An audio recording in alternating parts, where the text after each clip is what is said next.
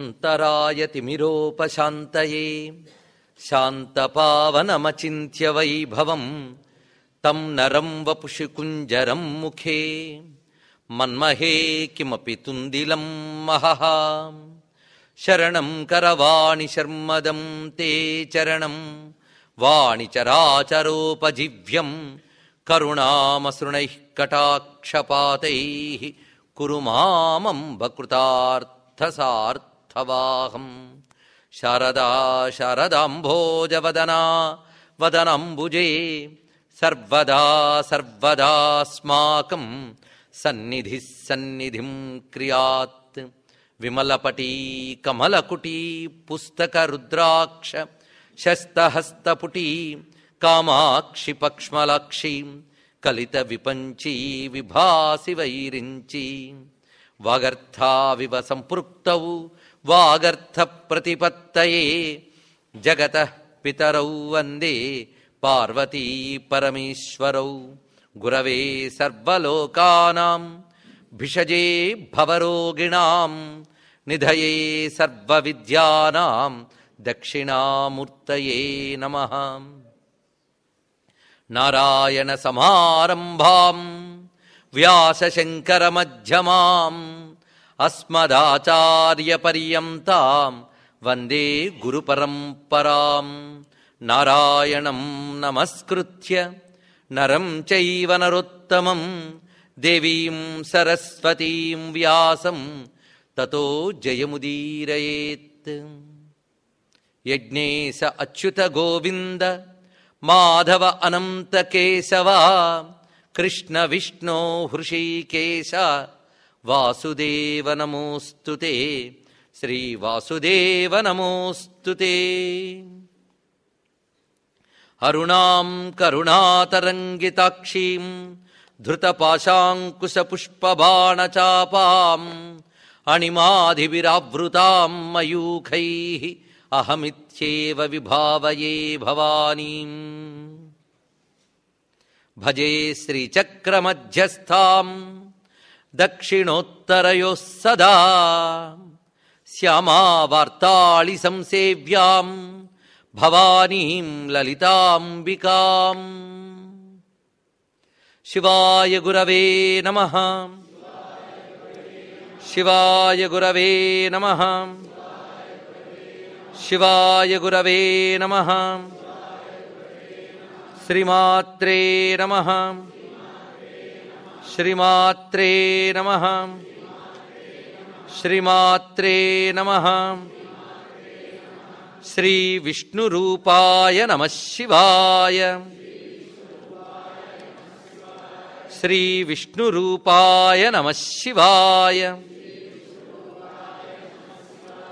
శ్రీ విష్ణురూపాయ నమః శివాయ.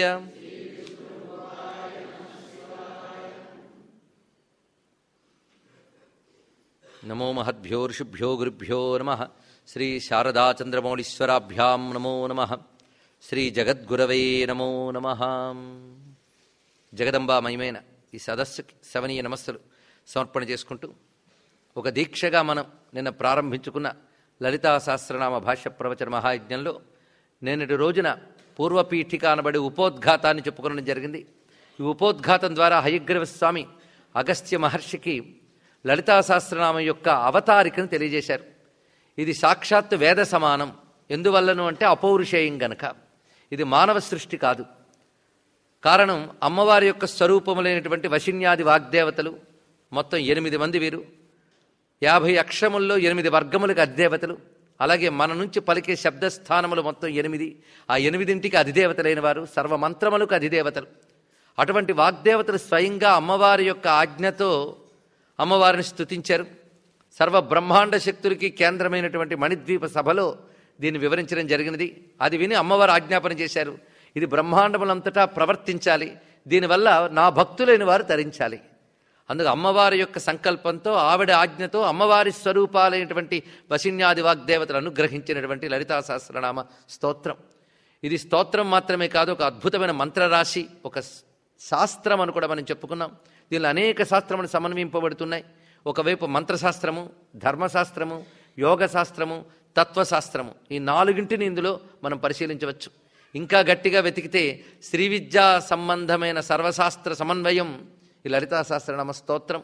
ఇది శ్రీ విద్యకు సూత్రమును కూడా వివరించుకున్నాం. ఇలాగా ఒక సారభూతమైన ఉపోద్ఘాత ప్రవచనం నిన్న మనం చేసుకున్నది. ఈరోజు ముందు నుంచి ఊహిస్తున్నటువంటి అంశమే. సుమారు వారం రోజుల నుంచి అనేక రకములైనటువంటి వార్తా వాహినుల ద్వారా మనకి తెలుస్తూనే ఉన్నది ఇటువంటి ఒక విఘ్నం ఏర్పడుతుంది అని. అయితే ఇది విఘ్నం కాదు, దీన్ని ఇంకొక రకమైన దీక్షగా మనం మార్చుకోబోతూ ఉన్నాం. అందుకే నిన్నటి రోజున నామాలు ప్రారంభించలేదు. అనేక మంది శ్రద్ధాళువులు వస్తున్నారు. వివిధ ప్రాంతాల నుంచి వచ్చి 41 రోజులు దీక్షగా వినడానికి ఒక విధమైన ఉపాసనా పద్ధతులు ఇక్కడ ఉన్నవారు ఉన్నారు. అలాంటి వారికి ముందు నేను నమస్కారం చేసుకుంటున్నాను, ఆ శ్రద్ధాళువులకి. ఇక ఇక్కడి నుంచి వచ్చేవాళ్ళు, బయట నుంచి వచ్చేవాళ్ళు, వర్షాల కారణంగా ఇవాళ రాలేని వాళ్ళు ఇవాళ ప్రథమనామం యొక్క వివరణని కోల్పోకూడదని ఉద్దేశంతో ఇవాళ నేను నామాల వ్యాఖ్యానాలకు ప్రవేశించడం లేదు. మరి అటువంటప్పుడు వచ్చిన వాళ్ళ యొక్క విషయం ఏంటి? విఘ్నం, ద్వితీయ విఘ్నం అనేది రాకూడదు కదా, అందుకే ప్రారంభించుకుంటున్నాం.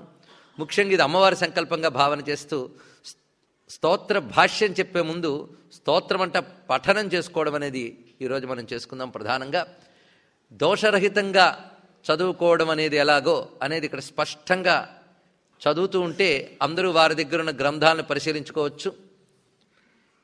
దోషరహితంగా అధ్యయనం చేసిన వారు చదువుతూ ఉంటేనే కలిపివచ్చు వారి వారి యొక్కది.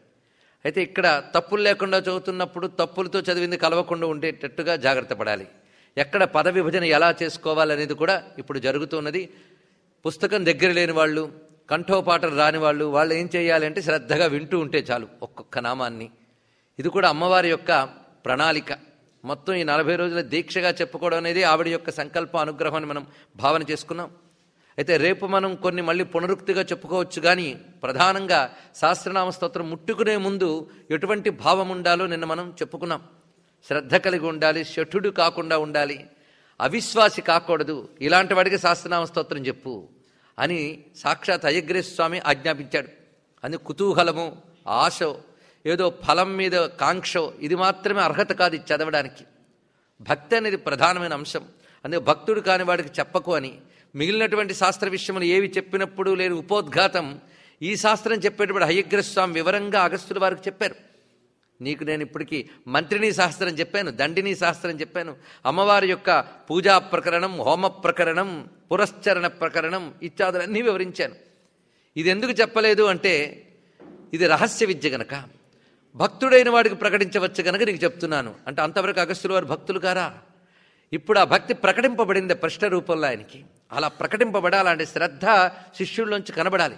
అగస్త్యుడంతటి వాడి నుంచి కూడా హయగ్రీవ స్వామి వారు శ్రద్ధని ఆశించారంటే ఇంకా మిగిలిన వారి విషయంలో సహస్రనామం వినడానికి శ్రద్ధయే ప్రధాన అర్హత. అంతేగాని ఎలాగో తీరుకుంది కదా వెళ్ళొచ్చేద్దాం అనే వాళ్ళకి కాదుటిది. ఇవాళ ఏదో వర్షం పడింది గనక సహస్రనామ స్తోత్రంతో చెప్పుకున్నాం. కానీ రేపటి నుంచి వర్షం పడినా ఏదైనా దీక్ష ఆగదు. సహస్రనామ భాషణం సాగుతూనే ఉంటుంది. శ్రద్ధాళువులకు మాత్రమే ఇది. అందుకు ఎవరిక్కడ వింటారనేది నేను చెప్పుకున్నాం. సహస్రనామ స్తోత్ర ప్రస్తావన చేయగానే ఎంతమంది దేవతలు వస్తారు, దివ్యోగ సిద్ధోగ మానవోగములన్నీ కూడా ఇక్కడ సమావేశమై మనల్ని అనుగ్రహిస్తున్నాయి. జగద్గురువులు భారతీతీర్థ మహాస్వామి వారి దివ్య చరణాలకి నమస్కారం చేసుకుంటూ శ్రీచక్రాధిదేవత అయినటువంటి మహాకాళి, మహాలక్ష్మి, మహాసరస్వతి స్వరూపిణి లలితా మహాత్రిపుర సుందరి పరాభట్టారక యొక్క రూపమైన శ్రీ శారదా పరమేశ్వరికి నమస్సులు సమర్పణ చేసుకుంటూ హయగ్రీవ స్వామి వారు చెప్పిన ఒక మంచి వాక్యం ఉన్నది, అది చెప్పుకుని ఇందులో ప్రవేశిద్దాం. సహస్రనామం పఠించేటప్పుడు కానీ వినేటప్పుడు కానీ ఈ శ్లోకం గుర్తుపెట్టుకోవాలి. ప్రధానంగా కేవలం నామబుద్ధిస్తే నకార్యాతేషు కుంభజా మంత్రాత్మకత్వమేతేషాం నామాత్మతామపి చ. ఇవి నామాల్లా కనబడుతున్నా ఇవి నామములనే బుద్ధితో దీన్ని పఠించకు అన్నాడు. అందుకే కేవలం నామబుద్ధిస్తే నకార్యాతేషు, నామబుద్ధితో దీన్ని స్పృశించవద్దు. ఇది మంత్రాత్మకత్వం, ఇది పూర్తిగా మంత్రరాశితో కూడినటువంటిది. అయితే మంత్రములు నేరుగా బీజాక్షాదులతో వాటితో ఉంటే దీక్షాదులు కావాలి. కానీ దానిని నామముల్లో అలాగా సంపుటితం చేసి పెట్టారు. అందుకు కేవలం భక్తితో శ్రద్ధతో పఠించుకున్నప్పటికీ ఇది మంత్రానుష్ఠాన ఫలితాన్ని ఇవ్వగలదు. అందుకు అనుష్ఠానపరులైన వారు దీన్ని నిత్యానుష్ఠానంగా చేసుకోవాలి అని ప్రత్యేకించి వివరిస్తున్నారు. ఇప్పుడు మనం సహస్రనామ స్తోత్రం చదువుకుని అప్పుడు అమ్మవారు సంకల్పాన్ని అనుసరించి ఫలశ్రుతి విషయాలు కూడా కొన్ని వివరించుకుందాం. గురవే సర్వలోకానాం భిషజే భవరోగిణాం నిధయే సర్వ విద్యానాం దక్షిణామూర్తయే నమః. వందే గజేంద్రవదనం వామాంకారూఢవల్లభాశ్లిష్టం కుంకుమపరాగశోణం కువలయనీజారకోరకాపీడం.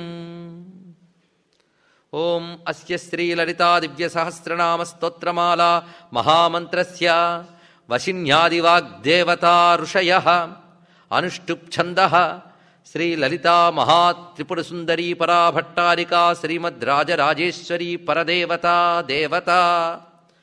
శ్రీలలితా మహాత్రిపురసుందరీ ప్రసాదసిద్ధ్యర్థే జపే వినియోగః.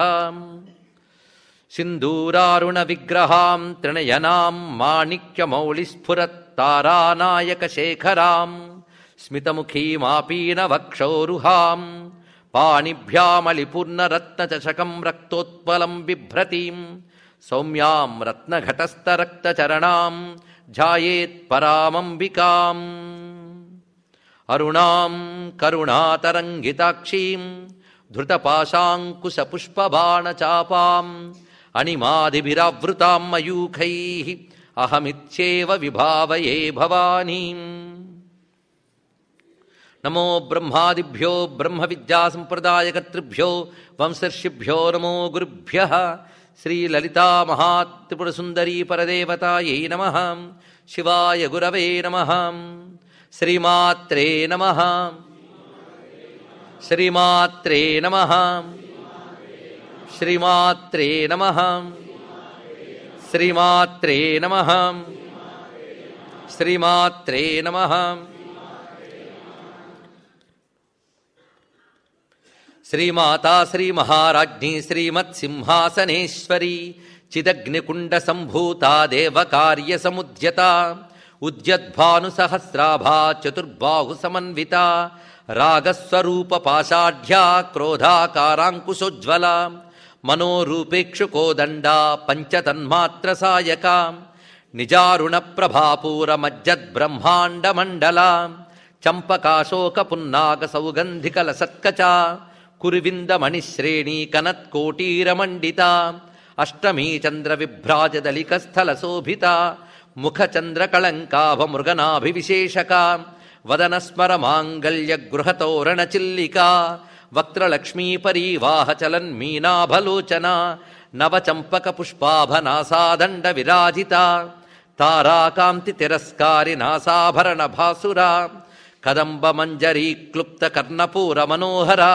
తాటంకయుగళీభూత తపనోడుపమండల పద్మరాగశిలాదర్శ పరిభావి కపోలభూ నవ విద్రుమబింబ శ్రీన్యక్కారి రదనచ్చద శుద్ధ విద్యాంకురాకార ద్విజపంక్తి ద్వయోజ్వల కర్పూర వీటికామోద సమాకర్ష దిగంతర నిజ సల్లాప మాధుర్య వినిర్భర్సిత కచ్చపి మందస్మిత ప్రభాపూర మజ్జత్కామే సమానస అనాకలిత సాదృశ్య చుబుకశ్రీ విరాజిత కామేశబద్ధమాంగళ్య సూత్ర శోభిత కంధర కనకాంగద కేయూర కమనీయ భుజాన్విత రత్నగ్రేవేయ చింతాకలోల ముక్తాఫలాన్విత కామేశ్వర ప్రేమరత్నమణి ప్రతిపణస్తని నాభ్యాల వాల రోమాలి లతాఫల కుచద్వయీ లక్ష్య రోమలతాధారతా సమున్నేయ మధ్యమ స్తనభారదళన్మధ్య పట్టబంధవళిత్రయ అరుణారుణ కౌసుంభవస్త్రభాస్వత్కటీతటీ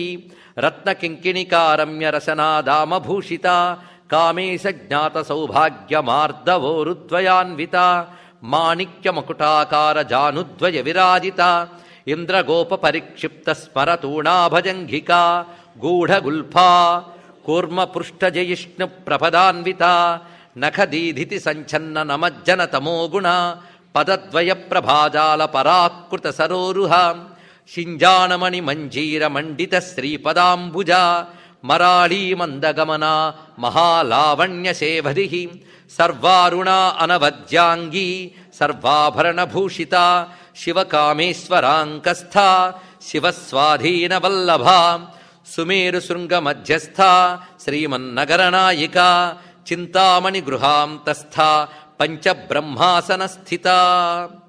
ఇందులో శివ కామేశ్వరాంకస్థ, శివ స్వాధీన వల్లభ, ఇది ఒక పాఠం ఉన్నది. శివ కామేశ్వరాంకస్థ, శివ స్వాధీన వల్లభ, ఇది ఒక పాఠం ఉన్నది. 2 పాఠాలు దోషరహితమై, అందుకే పఠించేటప్పుడు ఇలాంటి సందేహాలను ఇక్కడికే తీర్చడం జరుగుతున్నది. అందుకే శివ కామేశ్వరాంకస్థ, శివ స్వాధీన వల్లభ, సుమేరు శృంగ మధ్యస్థ, శ్రీమన్నగర నాయిక, చింతామణి గృహాంతస్థ, పంచబ్రహ్మాసన స్థిత, మహాపద్మాటవీ సంస్థ, కదంబ వనవాసిని, సుధాసాగర మధ్యస్థ, కామాక్షీ కామదాయిని, దేవర్షికన సంఘాత స్తూయమానాత్మవైభవ, భండాసుర వధోద్యుక్త శక్తి సేనా సమన్విత, సంపత్కరీ సమారూఢ సింధుర వ్రజ సేవిత, అశ్వారూఢాధిష్ఠితాశ్వకోటి కోటిభిరావృత, చక్రరాజరథారూఢ సర్వాయుధ పరిష్కృత, గేయ చక్రరథారూఢ మంత్రిణీ పరిసేవిత, కిరిచక్రరథారూఢ దండనాథా పురస్కృత, జ్వాలామాలినికా క్షిప్త వహ్ని ప్రాకారమజ్జగా, భండ సైన్యవధోద్యుక్త శక్తి విక్రమహర్షిత, నిత్యా పరాక్రమాటోపనిరీక్షణ సముత్సుక, భండపుత్రవధోద్యుక్త బాలా విక్రమనందిత, మంత్రిణ్యంబా విరచిత విశుక్రవధతోషిత, విషంగ ప్రాణహరణ వారాహి వీర్యనందిత, కామేశ్వర ముఖాలోక కల్పిత శ్రీ గణేశ్వర, మహాగణేశ నిర్భిన్న విఘ్న యంత్ర ప్రహర్షిత, భండాసురేంద్ర నిర్ముక్త శస్త్ర ప్రత్యస్త్రవర్షిణి, కరాంగుళి నఖోత్పన్న నారాయణ దశాకృతి, మహాపాశుపతాస్త్రాగ్ని నిర్దగ్ధాసుర సైనిక, కామేశ్వరాస్త నిర్దగ్ధ సభండాసుర శూన్యక. ఇలాంటప్పుడు ఆపినప్పుడు ఎలా ఉచ్చరిస్తున్నామో గమనించాలి. కామేశ్వరాస్త నిర్దగ్ధ సభండాసుర శూన్యక అన్నప్పుడు మధ్యలో కాస్త విరామం ఇచ్చినా దీర్ఘం ఇవ్వలేదు. అంటే ఒకటే నామం అదంతా. అందుకు కామేశ్వరాస్త నిర్దగ్ధ అనరాదు. కామేశ్వరాస్త నిర్దగ్ధ సభండాసుర శూన్యక, బ్రహ్మోపేంద్ర మహేంద్రాది దేవ సంస్థుత వైభవాం, హరనేత్రాగ్ని సందగ్ధ కామ సంజీవనౌషధి, శ్రీమద్వాగ్భవకూటైక స్వరూప ముఖ పంకజ, కంఠాద కటి పర్యంత మధ్యకూట స్వరూపిణి, శక్తికూటైకతాపన్న కట్యధోభాగధారిణి, మూలమంత్రాత్మిక మూలకూటత్రయ కళేభరా, కులామృతైకరసిక కుల సంకేతపాలిని, కులాంగనా కులాంతస్థ కౌళిని కులయోగిని, అకులా సమయాంతస్థ సమయాచార తత్పర, మూలాధారైకనిలయ బ్రహ్మగ్రంథి విభేదిని, మణిపూరాంతరుదిత విష్ణుగ్రంథి విభేదిని, ఆజ్ఞాచక్రాంతరాళస్థ రుద్రగ్రంథి విభేదిని, సహస్రారాంబుజారూఢ సుధాసారాభివర్షిణి, తటిల్లతా సమరుచి షట్చక్రోపరి సంస్థిత, మహాశక్తి కుండలిని బిసతంతు తనీయసి, భవానీ భావనాగమ్య భవారణ్య కుఠారిక, భద్రప్రియా భద్రమూర్తిర్భక్త సౌభాగ్యదాయిని, భక్తిప్రియా భక్తిగమ్యా భక్తివశ్యా భయాపహ, శాంభవీ శారదారాధ్య శర్వాణి శర్మదాయిని, శాంకరీ శ్రీకరీ సాధ్వి శరచ్చంద్ర నిభానన, శాతోదరీ శాంతిమతి నిరాధారా నిరంజన, నిర్లేపా నిర్మలా నిత్య నిరాకారా నిరాకుల, నిర్గుణా నిష్కళా శాంత నిష్కామా నిరుపప్లవ, నిత్యముక్త నిర్వికార నిష్ప్రపంచా నిరాశ్రయ, నిత్యశుద్ధ నిత్యబుద్ధ నిరవధ్య నిరంతర, నిష్కారణ నిష్కళంక నిరుపాధిర్నిరీశ్వర, నీరాగా రాగమథని నిర్మరా మదనాశిని, నిశ్చింత నిరహంకార నిర్మోహ మోహనాశిని, నిర్మమా మమతాహంత్రి నిష్పాప పాపనాశిని, నిష్క్రోధా క్రోధశమని నిర్లోభా లోభనాశిని, నిస్సంశయా సంశయఘ్ని నిర్భవా భవనాశిని, నిర్వికల్పా నిరాబాధ నిర్భేదా భేదనాశిని, నిర్నాశా మృత్యుమథని నిష్క్రియా నిష్పరిగ్రహ, నిస్తులా నీలచుకురా నిరపాయా నిరత్యయా, దుర్లభా దుర్గమా దుర్గా దుఃఖహంత్రి సుఖప్రద, దుష్టదూరా దురాచారశమని దోషవర్జిత, సర్వజ్ఞ సాంద్రకరుణ సమానాధికవర్జిత సర్వశక్తిమయీ సర్వమంగళ సద్గతిప్రద సర్వేశ్వరీ సర్వమయీ సర్వమంత్రస్వరూపిణీ సర్వయంత్రాత్మిక సర్వతంత్రరూపా మనోన్మని మాహేశ్వరీ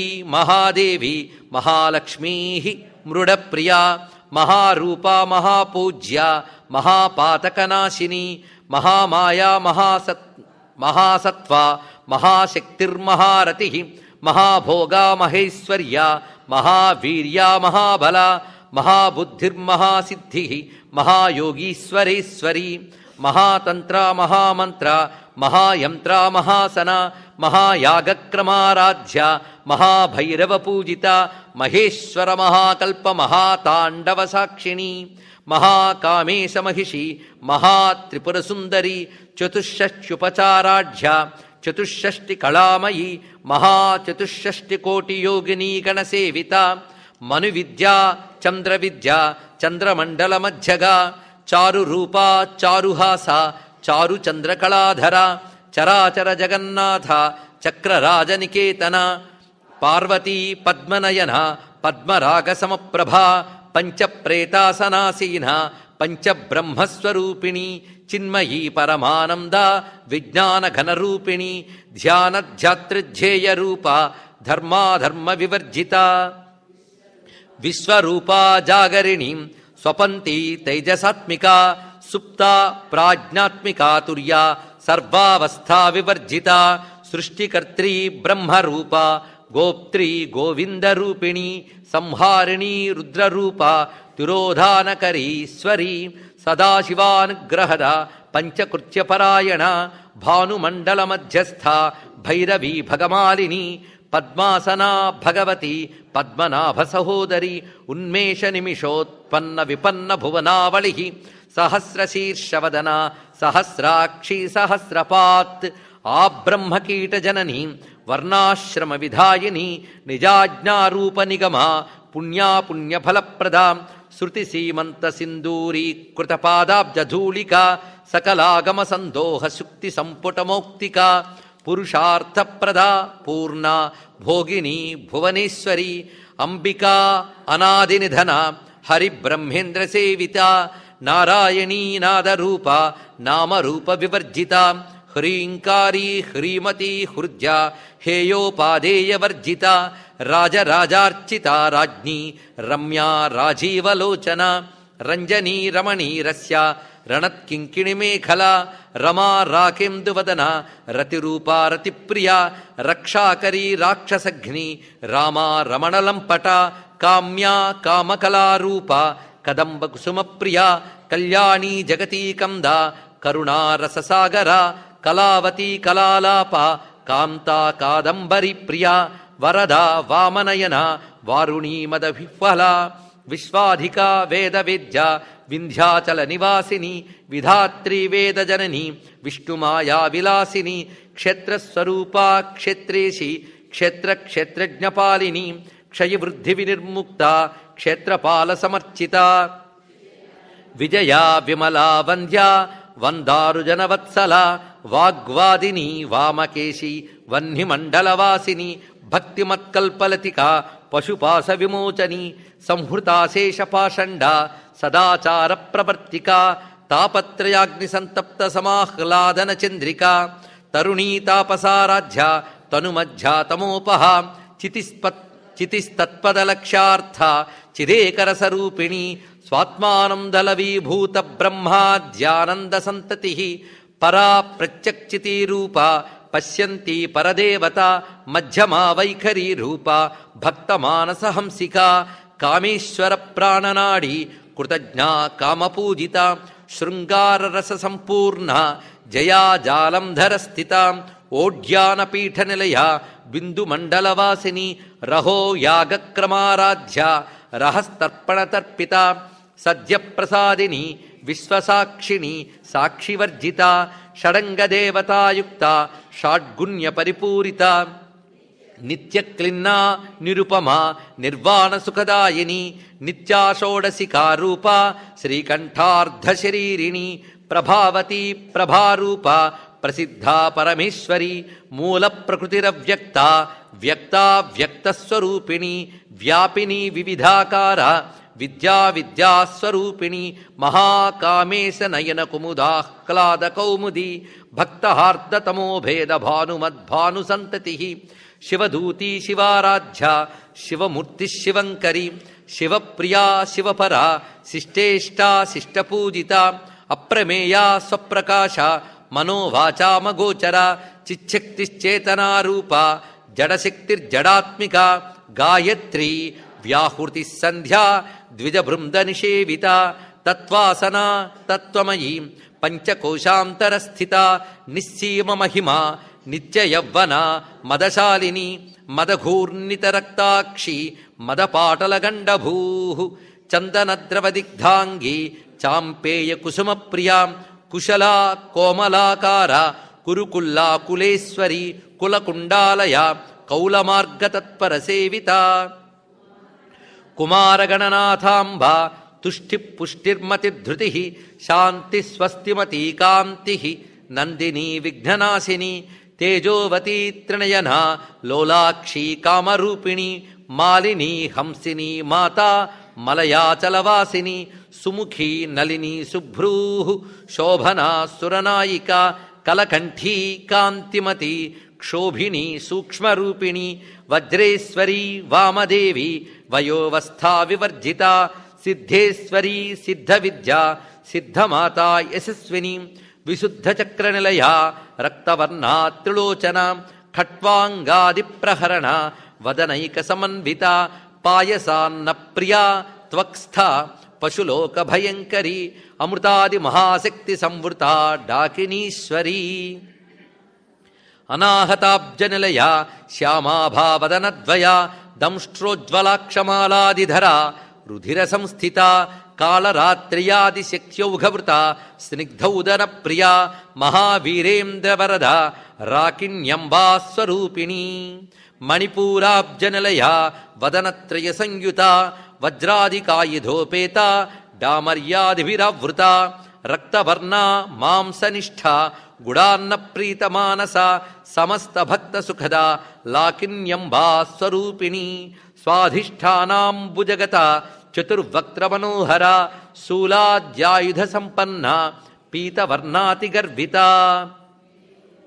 మేధో నిష్ఠా మధుప్రీత బందిన్యాది సమన్విత దధ్యన్నాసక్త హృదయ కాకినీ రూపధారిణి మూలాధారాంబుజారూఢ పంచవక్త్ర అస్థి సంస్థిత అంకుశాది ప్రహరణ వరదాది నిషేవిత ముద్గౌదనాసక్త చిత్త సాకిన్యంబాస్వరూపిణి ఆజ్ఞాచక్రాబ్జనిలయ శుక్లవర్ణాషడానన మజ్జా సంస్థా హంసవతీ ముఖ్యశక్తి సమన్విత హరిద్రాన్నైకరసిక హాకినీ రూపధారిణి సహస్రదళ పద్మస్థ సర్వవర్ణోపశోభిత సర్వాయుధర శుక్ల సంస్థిత సర్వతోముఖీ సర్వౌదన ప్రీతచిత్త యాకిన్యంబాస్వరూపిణి స్వాహా స్వధా మతిర్మేధ శృతిస్మృతిరనుత్తమాం పుణ్యకీర్తి పుణ్యలభ్య పుణ్యశ్రవణకీర్తనాం పులోమజార్చిత బంధమోచని బంధురాలక విమర్శరూపిణి విద్యా వియదాది జగత్ప్రసూ సర్వవ్యాధి ప్రశమని సర్వమృత్యునివారిణి అగ్రగణ్యా అచింత్యరూప కలికల్మషనాశిని కాత్యాయనీ కాళహంత్రి కమలాక్ష నిషేవిత తాంబూలపూరితముఖి దాడిమి కుసుమప్రభా మృగాక్షి మోహినీ ముక్ష మృడానీ మిత్రరూపిణి నిత్యతృప్త భక్తనిధి నియంత్రీ నిఖిలేశ్వరి మైత్ర్యాది వాసనాలభ్య మహాప్రళయసాక్షిణి పరాశక్తి పరానిష్ఠ ప్రజ్ఞానఘనరూపిణి మాధ్వీపానాలసా మత్త మాతృకావర్ణరూపిణి మహాకైలాసనిలయ మృణాల మృదుదోర్లత మహనీయా దయామూర్తి మహాసామ్రాజ్యశాలిని ఆత్మవిద్యా మహావిద్య శ్రీవిద్యా కామసేవిత శ్రీ షోడసాక్షరీ విద్య త్రికూటా కామకోటిక కటాక్షికరీభూత కమలాకోటి సేవిత శిరస్థితా చంద్రనిభా ఫాలస్త్యంద్రధనుప్రభా హృదయస్థార విప్రక్ష త్రికోణాంతరదీపిక దాక్షాయనీ దైత్యహంత్రి దక్షయజ్ఞ వినాశిని దరాందోళిత దీర్ఘాక్షి దరహాసోజ్వలన్ముఖి గురుమూర్తిర్గుణనిధిర్గోమాతా గుహజన్మభూ దేవేశీ దండనీతిస్థ దహరాకాశరూపిణి ప్రతిపన్ముక్షరాకాంతతిథిమండల పూజిత కళాత్మికా కళానాథ కావ్యాలాప వినోదిని సచామర రమావాణి సవ్య దక్షిణ సేవిత ఆదిశక్తిరమేయాత్మ పరమా పావనాకృతి అనేక కోటి బ్రహ్మాండ జనని దివ్య విగ్రహ క్లీంకారీ కేవలా గుహ్య కైవల్య పదదాయిని త్రిపురా త్రిజగద్వంద్యా త్రిమూర్తిస్త్రిదశేశ్వరి త్రియక్షరీ దివ్యగంధాఢ్యా సింధూర తిలకాంచిత ఉమా శైలేంద్రతనయ గౌరీ గంధర్వసేవిత విశ్వగర్భా స్వర్ణగర్భ వరదా వాగధీశ్వరి ధ్యానగమ్యా పరిచ్ఛేద్య జ్ఞానదా జ్ఞాన విగ్రహ సర్వవేదాంత సంవేద్య సత్యానందస్వరూపిణి లోపాముద్రార్చిత లీలాక్లుప్త బ్రహ్మాండమండల అదృశ్యా దృశ్యరహిత విజ్ఞాత్రి వేద్యవర్జిత యోగిని యోగదా యోగ్య యోగానంద యుగంధర ఇచ్ఛాశక్తి జ్ఞానశక్తి క్రియాశక్తి స్వరూపిణి సర్వాధారా సుప్రతిష్ఠ సదసద్రూపధారిణి అష్టమూర్తిరజా జైత్రి లోకయాత్రా విధాయిని ఏకాకిని భూమరూప నిర్ద్వైతాద్వైతవర్జిత అన్నదా వసుధా వృద్ధా బ్రహ్మాత్మైక్యస్వరూపిణి బృహతి బ్రాహ్మణి బ్రాహ్మీ బ్రహ్మానందా బలిప్రియ భాషారూప బృహత్సేన భావాభావ వివర్జిత సుఖారాధ్యా శుభకరీ శోభనా సులభాగతి రాజరాజేశ్వరి రాజ్యదాయిని రాజ్యవల్లభ రాజత్కృపా రాజపీఠ నివేశిత నిజాశ్రిత రాజ్యలక్ష్మీ కోశనాథ చతురంగబలేశ్వరి సామ్రాజ్యదాయిని సత్యసంధా సాగరమేఖల దీక్షిత దైత్యశమని సర్వలోకవశంకరి సర్వార్థదాత్రి సావిత్రి సచ్చిదానందరూపిణి దేశకాలాపరిచ్ఛిన్న సర్వగా సర్వమోహిని సరస్వతీ శాస్త్రమయీ గుహాంబా గుహ్యరూపిణి సర్వోపాధి వినిర్ముక్త సదాశివపతివ్రత సంప్రదాయేశ్వరి సాధ్వీ గురుమండలరూపిణి కులోత్తీర్ణా భగారాధ్య మాయా మధుమతీ మహీ గణాంబా గుహ్యకారాధ్య కోమలాంగీ గురుప్రియా స్వతంత్ర సర్వతంత్రేసి దక్షిణామూర్తిరూపిణి సనకాది సమారాధ్య శివజ్ఞానప్రదాయిని చిత్కలానందకలికా ప్రేమరూపా ప్రియంకరీ నామపారాయణ ప్రీత నంది విద్యా నటేశ్వరి మిథ్యాజగదధిష్టాన ముక్తిదా ముక్తిరూపిణి లాస్యప్రియా లయకరి లజ్జా రంభాదివందిత భవదావసుధావృష్టి పాపారణ్యదవానల దౌర్భాగ్యతూల వాతూల జరాధ్వాంతర విప్రభ భాగ్యాబ్ధిచంద్రిక భక్తచిత్తకేకి ఘనాఘన రోగపర్వతదంభోళి మృత్యుదారుకుఠారిక మహేశ్వరీ మహాకాళి మహాగ్రాస మహాశన అపర్ణా చండిక చండముండాసురనిషూదిని క్షరాక్షరాత్మిక సర్వలోకేశీ విశ్వధారిణి త్రివర్గదాత్రి సుభగా త్ర్యంబకా త్రిగుణాత్మిక స్వర్గాపవర్గద శుద్ధ జపాపుష్పనిభాకృతి ఓజోవతీ ద్యుతిధర యజ్ఞరూపా ప్రియవ్రత దురారాధ్య దురాధర్ష పాటలీ కుసుమప్రియ మహతీ మేరునిలయ మందార కుసుమప్రియ వీరారాధ్య విరాడ్రూప విరజా విశ్వతోముఖి ప్రత్యగ్రూపా పరాకాశ ప్రాణదా ప్రాణరూపిణి మార్తాండభైరవారాధ్య మంత్రిణీ న్యస్త రాజ్యధూ త్రిపురేశీ జయత్సేన నిస్త్రైగుణ్యా పరాపర సత్యజ్ఞానానందరూప సామరస్య పరాయణ కపర్దిని కళామాల కామధుక్కామరూపిణి కళానిధి కావ్యకళ రసజ్ఞా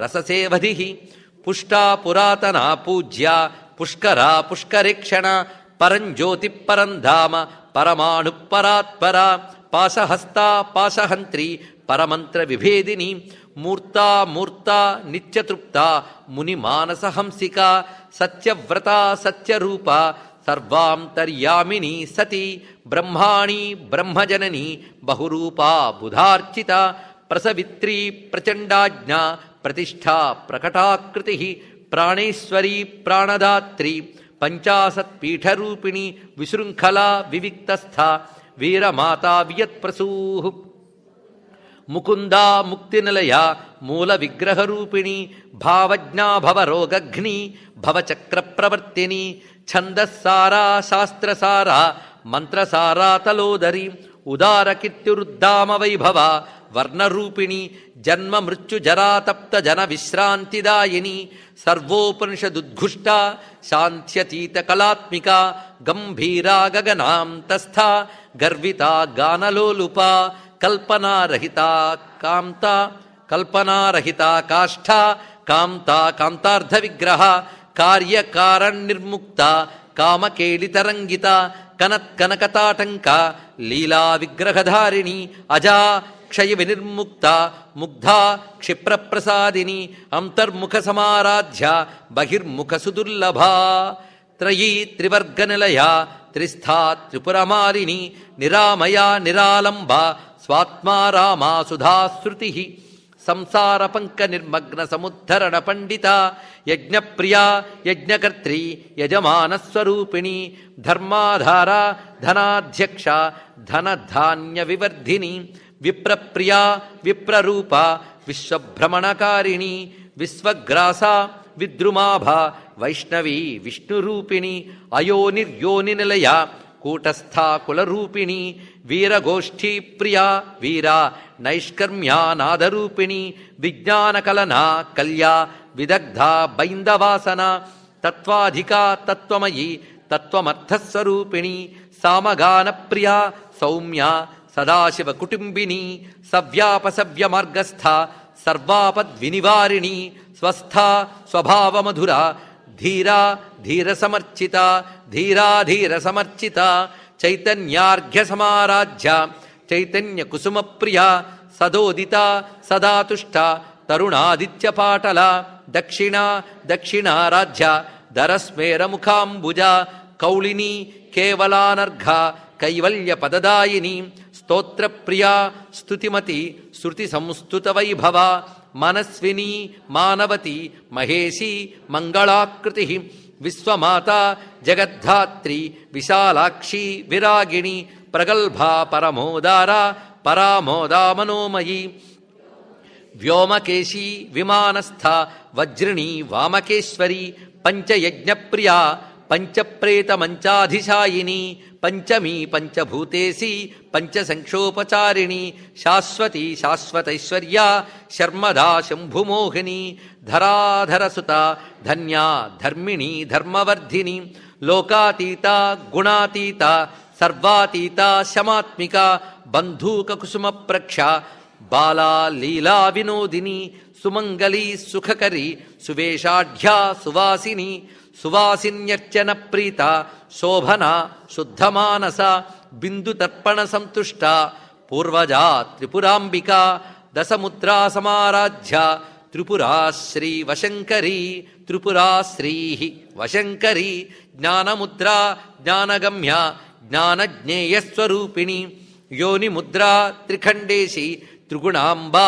త్రికోణగా అనఘా అద్భుత చారిత్ర వాంఛితార్థప్రదాయిని అభ్యాసాతిశయజ్ఞాత షడధ్వాతీత రూపిణి అవ్యాజకరుణామూర్తి అజ్ఞానధ్వాంతదీపిక ఆబాలగోపవిదిత సర్వానుల్లంఘ్య శాసన శ్రీచక్రరాజనిలయ శ్రీమత్త్రిపురసుందరీ శివా శివశక్త్యైక్యరూపిణి శ్రీలలితాంబిక శివా శివశక్త్యైక్యరూపిణి శ్రీలలితాంబిక శివా శివశక్త్యైక్యరూపిణి శ్రీలలితాంబిక.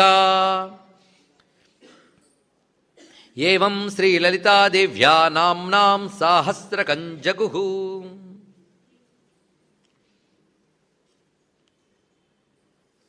యదక్షరపదభ్రష్టం మాత్రాహీనం తు యద్భవేత్ తత్సర్వం క్షమ్యతాం దేవి ప్రసీద పరమేశ్వరీ. శ్రీ ఉమాయై నమః. శ్రీ ఉమాయై నమః. శ్రీ ఉమాయై నమః. శ్రీ ఉమాయై నమః. శ్రీ ఉమాయై నమః. శ్రీ ఉమాయై నమః. శ్రీ ఉమాయై నమః. శ్రీ ఉమాయై నమః. శ్రీ ఉమాయై నమః. శ్రీ ఉమాయై నమః. శ్రీ ఉమాయై నమః. శ్రీ ఉమాయై నమః. సర్వం శ్రీ లలితా మహాత్రిపుర సుందరీ చరణారవిందార్పణమస్తు. లలితా సహస్రనామ స్తోత్రం పఠనమైన తర్వాత శిష్టులైన వారు చెప్పేటువంటి ప్రధానమైన 2 అంశములు ఏమిటి అంటే, ముఖ్యంగా ఉమానామాన్ని 10 మార్లు పఠించమన్నారు.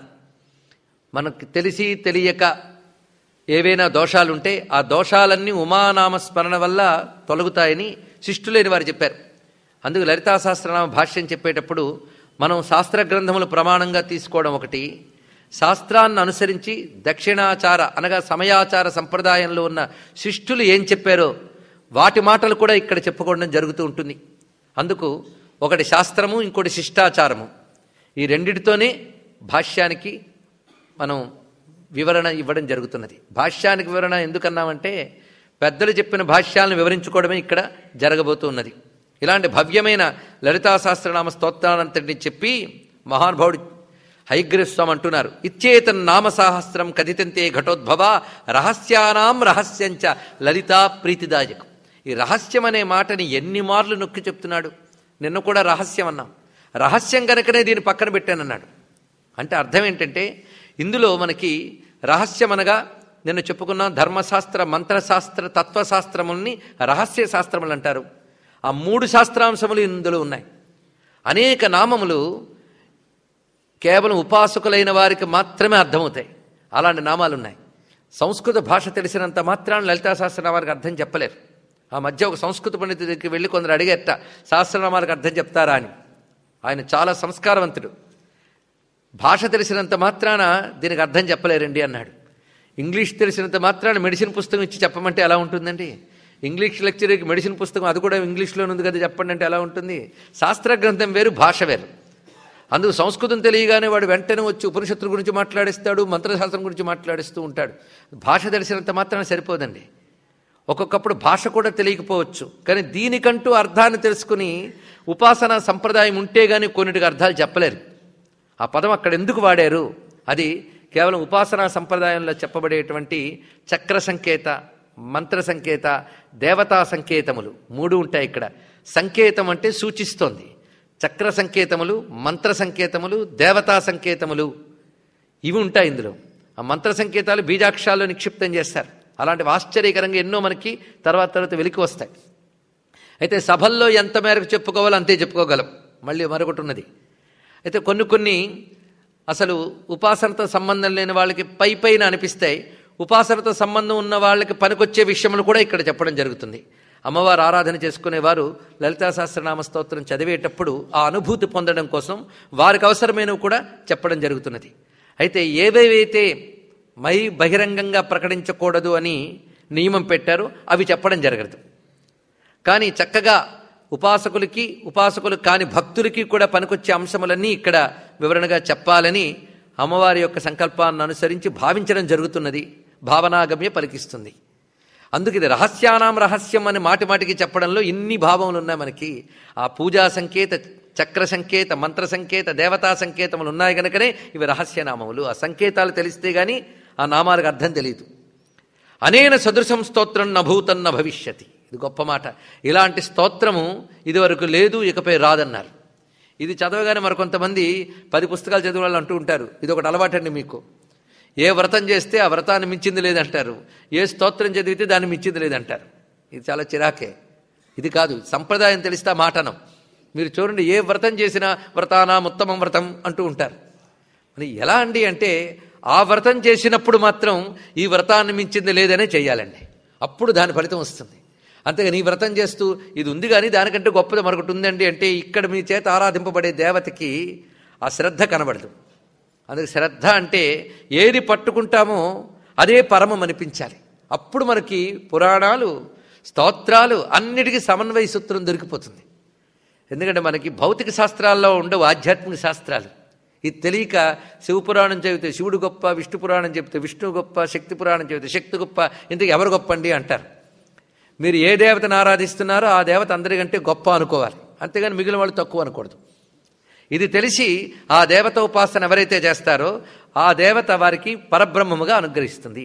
అదేవిధంగా ఇక్కడ కూడా ఈ స్తోత్రం పఠించేటప్పుడు దీన్ని మించింది లేదనే భావంతో చేయాలి. ఇది ఎలాంటిదంటే పెద్దలు సమకూర్చడం కూడా అలాగే సమకూర్చారండి. ఏది తీసుకుంటే అదే పరిపూర్ణం అన్నట్లుగా సమకూర్చారు. ఒక పెద్ద అగ్నిజ్వాలలోంచి కాసింత నిప్పు తీసుకున్నా దానికి అదే పరిపూర్ణం, అవునా కదా? అంత జ్వాలా లక్షణం దానిలో ఉన్నది. అందుకు దేనికదే పరిపూర్ణంగా తీసుకొచ్చారు గనక ఈ వాక్యములు ఋషి సంప్రదాయాన్ని అనుసరించి చెప్పాలి తప్ప అర్థవాదములను పక్కకు పెట్టకూడదు. అంటే కొందరు ఎగ్జాజరేషన్, అతిశయోక్తి అంటారే, ఆ అర్థం ఇక్కడ తీయకూడదు. అందుకు అటువంటి నిష్ట కలిగిన విషయాన్ని ఇక్కడ చూపిస్తున్నాడు. దీనికి కొన్ని శక్తులు చూడండి. సర్వరోగ ప్రశమనం, సర్వ సంపత్ ప్రవర్ధనం, సర్వాపమృత్యు శమనం, కాలమృత్యు నివారణం, సర్వజ్వరార్తి శమనం, దీర్ఘాయుష్యప్రదాయకం, పుత్రప్రథమ పుత్రాణం, పురుషార్థప్రదాయకం. వీటికి నేనేవి తెలుగులో అనువాదం చెప్పక్కర్లేదు, అందరికీ తెలుసు. చాలామంది స్తోత్రం కంటే ఫలశ్రుతి మీదే మహాప్రీతి ఉంటుందని మనం గతంలో ఒకసారి చెప్పుకున్నాం. ఫలశ్రుతి కానీ ముందు చెప్పకుండా చివరికి చెప్తే మరొక ప్రమాదం ఉంది. అందుకేనేమో నేను చివరికి చెప్దాం అనుకున్నా, అమ్మ ఇవాళ చెప్పించారు నా చేత. ఎందుకంటే అయ్యో చివరికి తెలిస్తే ఇది కాస్త ముందు వినుంటే మరింత శ్రద్ధగా వినేవాళ్ళం కదండి అంటారు. అందుకు ముందే ఫలశ్రుతి తెలిస్తే శ్రద్ధ మరింత పెరుగుతుంది.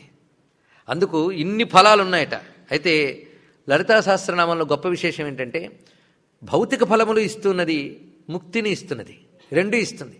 కొంతమంది బడాయికి పోయి కొన్ని మాటలు అంటూ ఉంటారండి, ఈ భౌతిక ఫలాలన్నీ కాదు, కావలసింది వేదాంతము, బ్రహ్మ విద్య, ఆత్మజ్ఞానం, ఎన్నో కబుర్లు. వాడు బయటకు కిందకి దిగితే తెలుస్తుంది వాడికి ఏం కావాలో. అందుకు ఎంత కాదన్నా ఈ శరీరం ఉన్నంతకాలం అంత తేలిగ్గా అహం బ్రహ్మాస్మి జ్ఞానం రాదు కదా అని విచారణ మానకూడదు. సాధనలో విచారణ చేస్తూనే ఉండాలి. కానీ మనం ఏ ఆశ్రమంలో ఉన్నామో దానికి తగ్గట్లు మనకి కొన్ని అవసరాలు ఉంటాయి, శారీరక పరిస్థితులు ఉంటాయి, ప్రారబ్ధ కర్మల యొక్క బలము ఉంటుంది. వాటి నుంచి మనం బయటపడితే కానీ విచారణ చేయలేం, తరించలేం. అందుకే జీవుడికి ఇవన్నీ సరిగ్గా జరగాలి అన్నా వాటికి కావలసినటువంటి ఫలములు కూడా ఇవ్వగలదు. అందుకే మీరు ఈ సహస్రనామాల్లోనే అమ్మవారి అనుగ్రహం ఎలా ఉంటుందో కొన్ని నామాలు ఉన్నాయి. ఒకరోజు ప్రత్యేకించి ఆ విభజన చేసి మరీ చెప్పుకుందాం.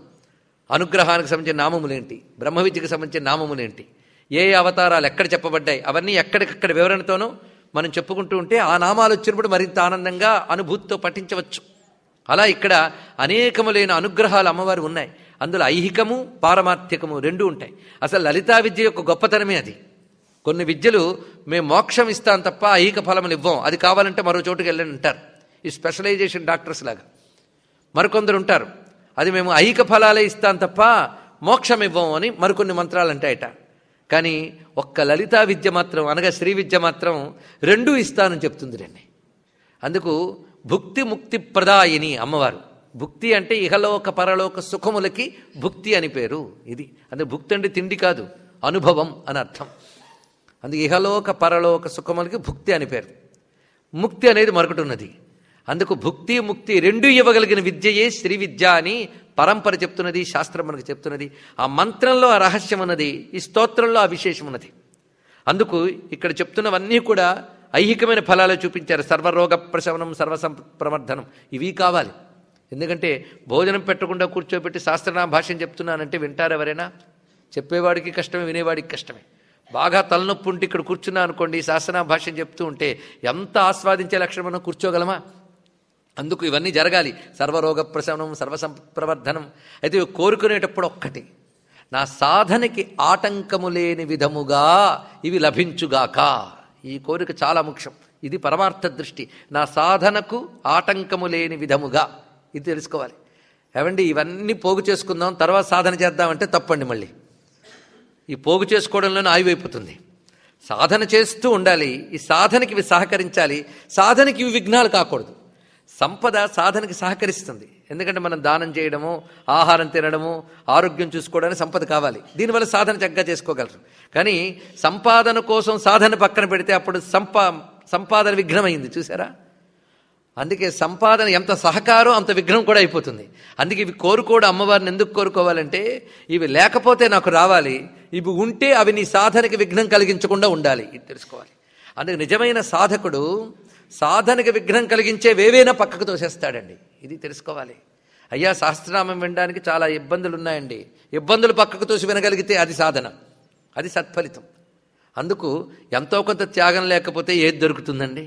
త్యాగేనేకి అమృతత్వ మానుషం, మోక్షానికి అంత త్యాగం కావాలి. మరి అమ్మవారి అనుగ్రహం కావాలంటే ఎంతో కొంత కావాలి.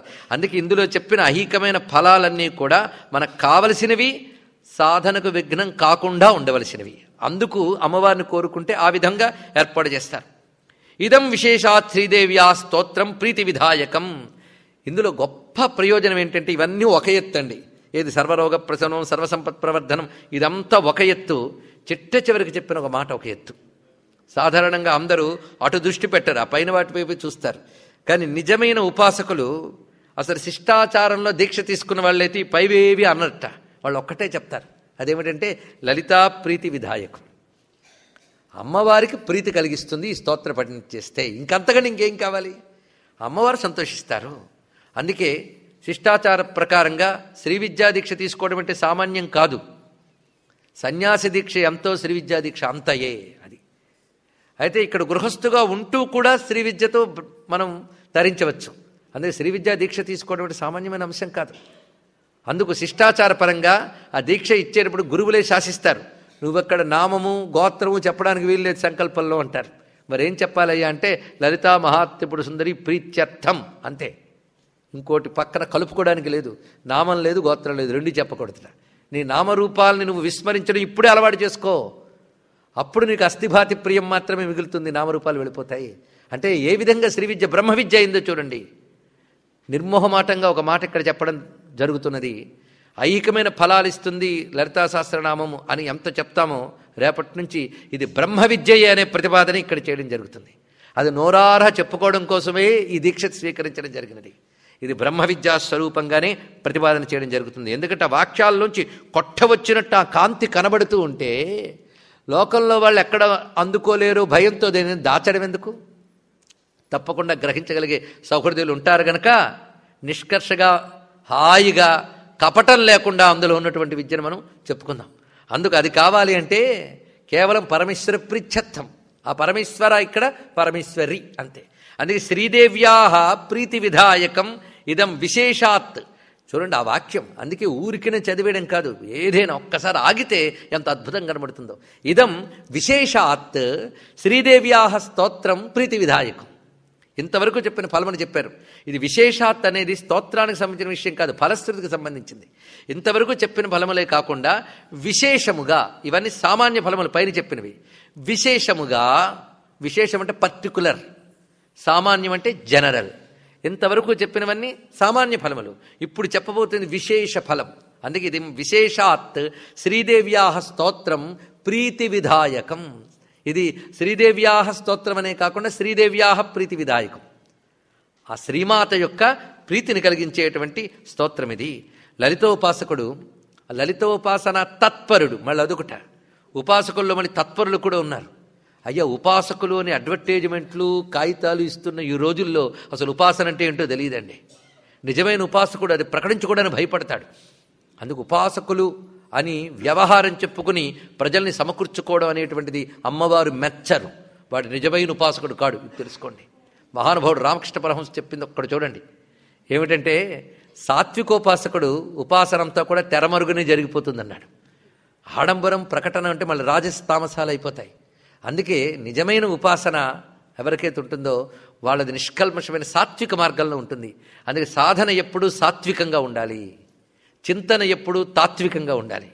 అందుకే నిజమైన అమ్మవారికి ప్రీతి కలిగించి ఉపాసకుడు ఎలాగుంటాడంటే సాత్విక సాధన చేస్తాడు, తాత్విక చింతన చేస్తాడు. అందుకే సాధనలో సాత్వికత, చింతనలో తాత్వికత, ఈ రెండు ఉంటేనే వాడికి ఇహము పరము రెండు ఉంటాయి. ఈ వాక్యం సూత్రప్రాయం. ఈరోజు ఏమి చెప్పలేము అనుకుంటున్నా అసలైన వాక్యాలను అమ్మ చెప్పిస్తుంది, సాధకులకు పనికొచ్చేవన్నీ కూడా. అందుకే లలితోపాస్తి తత్పరః, లలితా ఉపాసన తత్పరుడైన వాడు ప్రయత్నపూర్వకంగా దీన్ని జపించాలి. చూసారా, జపేత్ అన్నాడు. కేవలం స్తోత్రమే అయితే పఠేత్ అనేవారు. జపం అని దేన్నంటారు? మన అనుభవంలో చెప్పుకుందాం. మంత్రాన్నే జపం అంటారు, స్తోత్రాన్ని అయితే పఠనం అనే అనాలి. కానీ ఇక్కడ జపేత్ అని చెప్పారంటే ఇది స్తోత్రంలా కనబడుతున్న మంత్రం గనకే జపేత్ అన్నారు ఇక్కడ. కనుక దీని పఠనమే జపము, ఇది స్తోత్రం కాదు మంత్రం అని చెప్పడం. దీని విధానాలు ఎలా ఎలా చేయాలో చూపిస్తున్నారు ఇక్కడ. ప్రాతకాలంలో స్నానం చేసి విధి విధానంగా చేయవలసిన నిత్య నైమిత్తికాలు పూర్తి చేసుకుని, అందుకే ప్రాతస్నాత్వా విధానేన సంధ్యాకర్మ సమాప్యచ, ఉపనయన సంస్కారం కలిగినటువంటి వారు సంధ్యావందనం చేయకుండా లలితా సహస్రనామం చదివితే ఫలించదు అని అయ్యగ్రీవ స్వాములు చెప్తున్నారు. కొందరు పాపం కొత్త కొత్త పుస్తకాలు చదివేస్తారు, ఏమీ చేస్తూ ఉంటారు. ఇది మాత్రం ఉండదు. ఉపనయన సంస్కారం ఉన్నవారికి, లేని వరకు లలితా సహస్రనామ స్తోత్ర పఠనమే సంధ్యావందనం తెలుసుకోండి. సంధ్యాకాలం ఇది చేసుకుంటే సరిపోతుంది. సూర్యమండల మధ్యంలో అమ్మవారు ఉన్నా అని భావన చేస్తే ఇదే వాళ్ళకి గాయత్రి, ఇదే వారికి సంధ్యావందనం. కానీ సంధ్యావందనం చేయవలసిన బాధ్యత కలిగినటువంటి ఉపనయన సంస్కారం ఉన్నవారు మాత్రం అది చేయవలసిందే. ఇక ఉపాసనా దీక్షలుంటే సంధ్యాకర్మ చేసిన తర్వాత పూజాగృహం తతో గత్వా చక్రరాజం సమర్చయేత్, పూజాగృహానికి వెళ్ళి చక్రరాజాన్ని అర్చన చేసి విద్యాన్ జపేత్ సహస్రం వా త్రిశతం శతమేవ వా, తర్వాత విద్యను జపించాలి అన్నారు. విద్య అంటే మంత్రము, ఇది అర్థం. శాస్త్రంలో విద్యకి అర్థం మంత్రము ఇది. అందుకు ఆ మంత్రాన్ని 1000 కానీ 300 కానీ 100 కానీ జపం చేసి తర్వాత ఈ స్తోత్రాన్ని పఠించమన్నారు. ఇదొక ప్రక్రియ. ఈ విధంగా చేసి ఎవరైతే నిత్యానుష్ఠానంగా పెట్టుకుంటారో వారు ధన్యులు. ఇలాగా ఎంత గొప్పదంటే జన్మ మధ్యంలో ఒక్కసారి చేసిన ఇది గొప్పదయ్యా అన్నారు. అయితే చాలాసార్లు చేశాం కనుక గొప్పవాళ్ళం అనమాట. దీని ఉద్దేశం ఏంటంటే గొప్పది అంటే వెంటనే మనకి మణిద్వీపం వరకు నిచ్చెన పడుతుందని కాదు ఇక్కడ అర్థం. ముందు పాపాలు పోతాయి, అది ముందు దాని యొక్క ఫలితం. ఈ పాపాలు పోతే ఒక్కసారి గట్టిగా చేస్తే మరొకసారి చేయాలని మంచి బుద్ధి పుడుతుంది. అది ఆవిడ పుట్టిస్తుంది క్రమంగా. అందుకే సాధన ఎలాగోలా మొదలు పెట్టండి. అది ఎంత గొప్పదంటే ఒక్కసారి మనం తల్లి చెయ్యి పట్టుకుంటే ఆ తల్లి వదలదండి, నడిపించుకు తీసుకుపోతుంది. అందుకే ఒక్కసారి పట్టుకున్న ఎప్పటికో అప్పటికైనా వాడిని తప్పకుండా తీసుకువెళుతుంది. ఇది పఠిస్తే వచ్చే ఫలితం చెప్తున్నాను వినవయ్యా అని. తస్య పుణ్యఫలం వక్షే శృణుత్వం కుంభ సంభవా. ఓ అగస్త్య విను, ఏమిటంటే అనేక జన్మల్లో గంగాది సర్వతీర్థాల్లో స్నానం చేస్తే ఏ ఫలితం వస్తుందో వివరిస్తున్నారు చూడండి. ఒక్కసారి లలితా సహస్రనామ స్తోత్రాన్ని ఇందాక చెప్పిన పద్ధతిలో పఠిస్తే, ఇందాక చెప్పిన పద్ధతిలో ఒక్కసారి పఠించినా గంగాది సర్వతీర్థేషు యస్నాయాత్ కోటి జన్మసు కోటి లింగ ప్రతిష్టాంచ యక్కుర్యాదవిముక్తకే, కాశీక్షేత్రంలో కోటి లింగాలను ప్రతిష్ఠించిన ఫలితం. మొదటిదేమనుకున్నాం? గంగాది సర్వతీర్థముల్లో స్నానం చేసిన ఫలితం అనేక జన్మల్లో, కోటిలింగ ప్రతిష్ఠ కాశీలో చేసిన ఫలితం, కురుక్షేత్రంలో సూర్యగ్రహణంలో కోటి గోవుల్ని దానం చేసిన ఫలితం, అలాగే శ్రోత్రియుడైనటువంటి విప్రునకు కోటి బారువుల బంగారాన్ని దానం చేసిన ఫలితం, అదేవిధంగా దివ్యమైనటువంటి అశ్వమేధయాగములు కోటి చేసిన ఫలితం, అదేవిధంగా ఎడారిలో కోటి బావులు తవ్విన ఫలితంట. ఎడారిలో నీళ్లు ఇచ్చామంటే అంత పుణ్యం అండి. ఎడారిలో కోటి బావులు తవ్విన ఫలితం. అలాగే దుర్భిక్ష కాలంలో కోటి బ్రాహ్మణులకు భోజనం పెట్టడం. ఎందుకంటే అన్నీ ఉన్నప్పుడు పెడితే అదొక ఫలితం, ఏమీ లేనప్పుడు పెడితే గొప్ప ఫలితం అండి. శ్రద్ధయా పరయా కుర్యాత్, ఇది ఒకటి తెలుసుకోవాలి. కొంతమందికి 100 ఉంటే ఆలోచించి రూపాయి ఇస్తారు, గొప్ప దానం చేసిన ఫలితం వస్తుందా అని అడుగుతుంటారు. ఏం రాదు, నువ్వు చేసింది ఎంత, అయితే ఎంతో కొంత ఇచ్చావు. కానీ కొంతమంది వాళ్ళకుందో లేదో చూసుకుని అవతల వాళ్ళకి ఇస్తుంటారే, అలాంటి వాళ్ళు మోక్షం గురించి పెద్ద పెద్ద కబుర్లు ఆడద్దండి, వాటికి చాలా దూరంగా ఉన్నాం తెలుసుకోవాలి. రంతిదేవుళ్ళు లాంటి మహానుభావులు తెలుసుకుంటే, ఉన్నది సమస్తం ఇచ్చినటువంటి వాళ్ళని తలంచుకుంటే మనం ఎంత లోభిగా ఉన్నామో ఆలోచించండి. అందుకే లోభి పెద్ద పెద్ద ఆశలు కబుర్లు ఆడకూడదు. వితరణశీలం అనేది చాలా ఉండాలి. అలాంటి వితరణశీలం గొప్ప కాలం. అందుకే ప్రతికూల పరిస్థితుల్లో చేసిన దానానికి ఇంకా ఎక్కువ ఫలితం ఉంటుంది. అయ్యా అన్ని వాతావరణంలో బాగున్నప్పుడు మేము లలితా శాస్త్రం విన్నామండి అంటే బాగుంటుంది.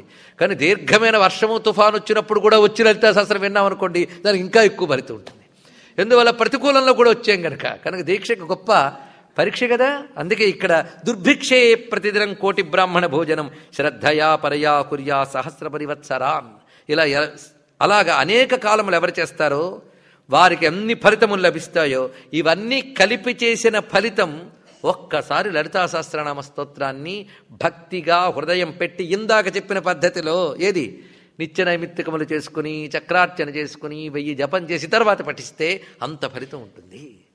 అందుకు రహస్యనామ సహస్రనామైకమపి ఎప్పటేత్. అంతేకాదు ఇందులో ఒక్కొక్క నామం పఠించినప్పటికీ కూడా తస్య పాపాని నశ్యంతి మహాన్ చెప్పిన సంశయ. 1000 నామాలు కలిపి గుత్తిగా ఉండే ఫలితం చెప్పుకున్నాం. ఒక్కొక్క నామానికి కూడా అనేక కోట్ల పాపములని పోగొట్టే శక్తి ఉన్నది. అబ్బా అంత ఉందా అండి? ఎప్పుడైనా శాస్త్రవాక్యముల యందు అలా చెప్తారు కానీ అంటే దోషం వస్తుందండి. ఫలితం రాసి సరికదా శంకించిన దోషం ఒకటి వస్తుందట. అదే శాస్త్రవాక్యమునందు ఋషి చెప్పాడు సత్యం అని చేయడమే.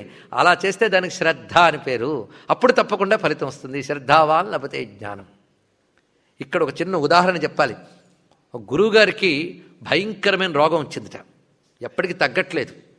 అప్పుడు 2 శిష్యులు ఉన్నారు. మా గురువుగారికి తగ్గాలండి ఏదైనా చేస్తాను చెప్పండి, ఏదైనా ప్రక్రియ చెప్పండి అన్నట్ట. అందులో అప్పుడు అక్కడికి వచ్చినటువంటి జ్యోతిష్ శాస్త్రవేత్త గొప్ప మాట చెప్పాడు. ఏం లేదయ్యా, 10 అశ్వమేధయాగాలు కానీ చేస్తే మీ గురువుగారికి ఉన్న రోగం పోతుందని చెప్పారట. వెంటనే మొదటి శిష్యుడు అన్నట్ట, ఒక్క అశ్వమేధయాగమే ఎలా చేయాలో మనకు తెలియదు, పైగా కలియుగంలో అశ్వమేధయాగం నిషేధం. అశ్వాలంబం గవాలంబం సన్యాసం ఫలపైతృకం ఇవన్నీ కలవు పంచచవర్జయత్ కదా. కలియుగంలో నిషేధించదగినది అశ్వమేధయాగం. కేవలం అశ్వమేధ పన్నములు పఠించవచ్చు కానీ అశ్వమేధయాగం కలియుగంలో చెయ్యరాదని శాస్త్రం చెప్తున్నది. అలాంటప్పుడు గురువుగారికి 10 అశ్వమేధయాగాలు చేస్తే రోగం తగ్గుతుందని చెప్పడం సమంజసమా? మొత్తాన్ని మా గురువుగారు రోగం తగ్గదని చెప్పడానికి ఇది ఇలా చెప్పాడు అనమాట అన్నాడు. ఎవడు? మొదట ఆయన. రెండో ఆయన అయితే నాకు చాలా సంతోషంగా ఉందండి అన్నట్ట. ఏమంటే మా గురువుగారు రోగం తగ్గిపోతుందని.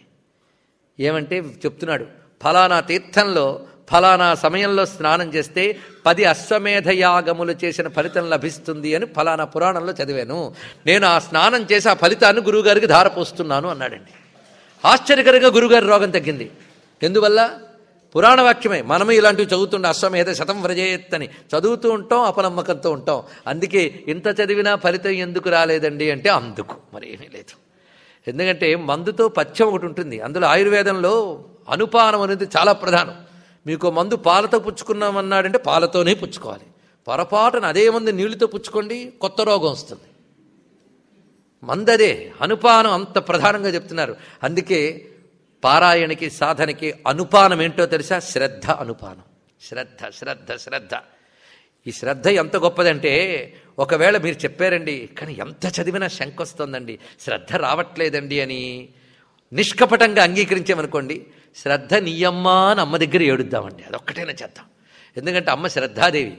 శ్రద్ధా సూక్తం అని వేదంలో ఒక సూక్తం ఉన్నది. అది పఠనం చేస్తే శ్రద్ధ వస్తుంది ముందు. అందుకే లలితా సహస్రనామాలపై శ్రద్ధ కలగాలంటే యాదేవి సర్వభూతేషు శ్రద్ధా రూపేణ సంస్థిత నమస్తస్యై నమస్తస్యై నమస్తస్యై నమో నమః. శ్రద్ధానామం లలితా సహస్రనామాల్లో కూడా ఉందిగా. సంతోషం. అటువంటి ఆ భవ్యమైన విధానం చూపిస్తున్నారు. ఈ విధంగా చేయవలను. నిత్యకర్మానుష్ఠానాత్ నిషిద్ధకరణాదపి. అంతేకాదు ఒక్కొక్కప్పుడు నిత్యకర్మలు మొదలైనవి మానివేయడం వల్ల, చూడండి పాపాలు 2 విధాలుగా వస్తాయట. నిత్యకర్మలు మానివేయడం వల్ల, నిషిద్ధకరణాదపి. నిత్యకర్మలు మానివేయడం ఒక పాపం, చెయ్యకూడని పని చేయడం రెండో పాపం. అందుకు పాపాలు 2 రకాలు: విధిని వదిలేయడం, నిషేధాన్ని చేయడం. అందుకు పాపానికి నిర్వచనం ఏమిటయ్యా అని చాలామంది అడుగుతుంటారే, ఇదేనండి. చేయాల్సింది చేయకపోవడం, చేయకూడనిది చేయడం. అది అందుకు నిషిద్ధకరణాదపి. ఈ 2 పాపాలు వద్దన్నా జరుగుతూ ఉంటాయి కలియుగంలో. అంతేగాని ప్రయత్నపూర్వకంగా చేద్దామని కాదు, ఇక్కడ వద్దన్నా జరుగుతూ ఉంటాయి. అలాంటి దోషాలు పోగొట్టాలి అంటే యత్ పాపం జాయితే పుంసాం తత్సర్వం నశ్యతి ధ్రువం. లలితా సహస్రనామ స్తోత్రాన్ని ఒక్క మారుగాని పఠనం చేస్తే విధిని వదిలివేసిన, నిషేధాన్ని ఆచరించిన పాపం తొలగిపోతుందట. ఇంకేం కావాలండి? అందుకే కలియుగంలో లలితా సహస్రనామమే దిక్కు అని హయగ్రీవస్వామి వారు ఎందుకు చెప్పారంటే, తెలిసిన విధి పాటించడానికి కూడా అవకాశం లేనిది, ఒక్కొక్కప్పుడు నిషేధాలు కూడా పాటించక తప్పని పరిస్థితులు కూడా ఏర్పడుతూ ఉంటాయి. అలాగని లలితా సహస్రనామం చేతిలో ఉంది కదా అని చెప్పి పాపాలు చేయడానికి సంసిద్ధం కాకూడదు. అనివార్యమైన పరిస్థితుల్లో జరిగిన పాపానికి పరిహారముగా పనికొస్తూ ఉన్నది. ఇది తెలుసుకోవాల్సినది. అత్రైక నామ్నో యాశక్తి పాతకానాం నివర్తనే తన్నివర్త్యమఘంకర్తుం నాలం లోకాశ్చతుర్దశ. గొప్ప మాట చెప్తున్నాడు. ఇందులో ఒక్క నామం ఎంత శక్తివంతం అంటే, ఇందులో ఒక్క నామం పోగొట్టగలిగే పాపాన్ని 14 భువనాల్లోనూ ఎవరూ చెయ్యలేరు. అర్థమైందా ఆ వాక్యం చెప్పిన తీరు? ఇందులో ఒక్క నామం పోగొట్టగలిగే పాపాన్ని 14 లోకాల్లో కూడా ఎవరూ చేయలేట. అంటే మీరు ఎంత కష్టపడి జన్మంతా ఎన్ని పాపాలు చేసినా ఇందులో లలితా సహస్రనామం ఒక్కటొచ్చి మొత్తం దగ్ధం చేసి ఇంకేమైనా ఉన్నాయా దగ్ధం చేయడానికి అడుగుతుంది. ఇక్కడ మనకి కెపాసిటీ లేదు అన్ని పాపాలు చేయడానికి. ఎన్ని చెయ్యు దగ్ధం చేయగలిగిన శక్తి ఉన్నది. ఈ మాట చెప్పగానే అమ్మ పాదములు పట్టుకోవాలని, అయ్యో నాలాంటి పాపాత్ముడు తరించగలడా అని ప్రశ్న వస్తే లలితా సహస్రనామం నేనున్నాను రా అని చెప్తాయండి. అంతకంటే ఇంకేం కావాలి? ఇంత అభయం ఇస్తున్నాయి. ఇందులో ఒక్క నామం చాలు సమస్తమైన పాపాలని పోగొట్టగలదు. అందుకు యస్ త్యక్త్వా నామ సహస్రం పాపాహాని మభీప్సతి సహి సీత నివృత్యత్తం హిమశైలం నిషేవతే. అసలు లలితా సహస్రంలో కవిత్వం చాలా ఎక్కువ అండి. ఇంత కవిత్వం ఉన్న సహస్రనామ స్తోత్రాలు మరొకట్లో గుర్తుపెట్టుకోండి. అందుకే సహస్రనామ స్తోత్రం అంటామా, దీనికి కావ్యం అంటామా మరొకటి. నిన్ననే అన్నాం ఇది స్తోత్రం కాదు శాస్త్రం అన్నాం. ఇప్పుడు రెండో వాక్యం కలుపుకోండి, ఇది స్తోత్రము శాస్త్రము కావ్యము కూడా. స్తోత్రం కాదు అన్నామంటే అర్థం స్తోత్రం మాత్రమే కాదని అర్థం, అంతేగాని స్తోత్రం కాదని కాదు. జాగ్రత్తగా అర్థం చేసుకోవాలి పదముల్ని. అందుకే స్తోత్రం మాత్రమే కాదు శాస్త్రము, స్తోత్రము శాస్త్రము మాత్రమే కాదు కావ్యము. ఒక కవిత్వంలో ఎన్ని అలంకారాలు ఉండాలో, ఎన్ని అందాలు ఉండాలో, శబ్దాలంకారాలు అర్థాలంకారాలు అవన్నీ ఇందులో ఉన్నాయండి. ఆ ఔచిత్యం అన్నీ కనబడతాయి. అది కావ్యంగా ఒక లిటరరీ పీస్ అలాగానే మనం పరిశీలిస్తే అత్యద్భుతమైన కావ్యం ఇది. ఇక సంగీతానికి కావలసినంత ఉంది. అలాగని మేము ట్యూన్స్ కట్టి పాడతామని మాత్రం అనద్దు. దానిలో ఉన్నది చాలా అనుష్టుప్పు, దాన్ని గౌరవిస్తే చాలు. మొత్తానికి అటు సంగీతం ఉంది, సాహిత్యం ఉన్నది, అంత విశేషం. కవిత్వం ఎంత బాగా చెప్తున్నాడు చూడండి. సహస్రనామాన్ని పక్కన పెడదాం, పాపాలు పోగొట్టుకోవడానికి ఇంకేదైనా ప్రయత్నం చేద్దామండి అని సహస్రనామాన్ని విడిచిపెట్టి ఇంకేదైనా ప్రాయశ్చిత్తం చేసుకోవడం ఎలాంటిది అంటే, చలి తగ్గించుకోవడానికి నిప్పును విడిచిపెట్టి హిమాలయాలకు వెళ్ళడం లాంటిదయ్యా అన్నాడు. ఎంత గొప్ప ఉపమానం అది. హిమాలయాలకు వెళ్తే అలా ఉన్నది. భక్తో యకీర్తయే నిత్యమిదం నామ సహస్రకం తస్మై శ్రీ లలితాదేవి ప్రీత అభీష్టం ప్రయచ్చతి. నిత్యానుష్ఠానంగా ఎవరైతే లలితా సహస్రనామ స్తోత్రమును పఠిస్తారో లలితాదేవి ఒక్కసారి ప్రీతి చెంది వారి అభీష్టముల్ని నెరవేర్చుతున్నది అని చెప్తున్నారు. అంతేకాదు, ఇది చదవకుండా నేను భక్తుణ్ణి అని చెప్పుకుంటే వాడేం భక్తుడయ్యా, అదొక మాట అంటున్నాడు ఇక్కడ. పైగా రోజు పఠించలేకపోతే పుణ్యవాసనముల యందు దీన్ని పఠించాలి. నిత్యానుష్ఠానం లేకపోయినా పర్వకాలాల్లో అనుష్ఠానం చేయాలి. అది ఎలాగో అంటే, నిత్యం సంకీర్తన అశక్తః కీర్తయేత్ పుణ్యవాసరే సంక్రాంతౌ, సంక్రాంతి యందు అలాగే విషువుల యందు. ఇవి సరిగ్గా మనకి ఏడాదికి 2 సంక్రమణాల్లో వస్తుంది ఇది విషువులు. అలాగే స్వజన్మత్రితయే దినే. స్వజన్మత్రితయే దినే అంటే తన పుట్టినరోజు నుంచి 3వ రోజుట. తన పుట్టినరోజు నాడు చేయవలసిన అనుష్ఠానాలు చాలా ఉన్నాయి. అక్కడి నుంచి 3వ రోజుకు శక్తి వస్తుందిట. అప్పుడు కానీ ఇది పఠిస్తే చాలా విశేషము అని చెప్తున్నారు ఇక్కడ. అందుకే పుట్టినరోజు నాడు ఏం చేయాలి అంటే, మీ పిల్లల చేతి తప్పులు లేకుండా లలితా సహస్రనామ స్తోత్రం పఠింపజేయండి 3 రోజుల పాటు వరుసగా.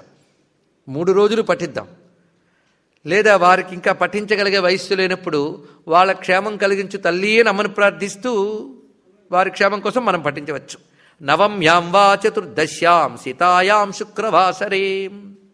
నవమ్యాం చతుర్దశ్యాం అంటే నవమి చతుర్దశి తిథులు. ఇవి నిజానికి 2 పక్షాలను గొప్పవే కానీ సీతాయాం అని ప్రత్యేకించి అంటున్నారు కనుక శుక్లపక్ష నవమి శుక్లపక్ష చతుర్దశి ఆ 2 తిథుల్లో కూడా చంద్రకళల్లో చాలా విశేషమైన అంశం ఉంటుంది. శుక్రవాసరే, శుక్రవారం రేపు రాబోతున్నదిగా, చక్కగా అనుష్ఠానం చేసుకోవచ్చు. కీర్తయే నామ సహస్రం పౌర్ణమాస్యాం విశేషత. పూర్ణిమ వచ్చినప్పుడు మరింత విశేషంగా దీన్ని పఠించాలి.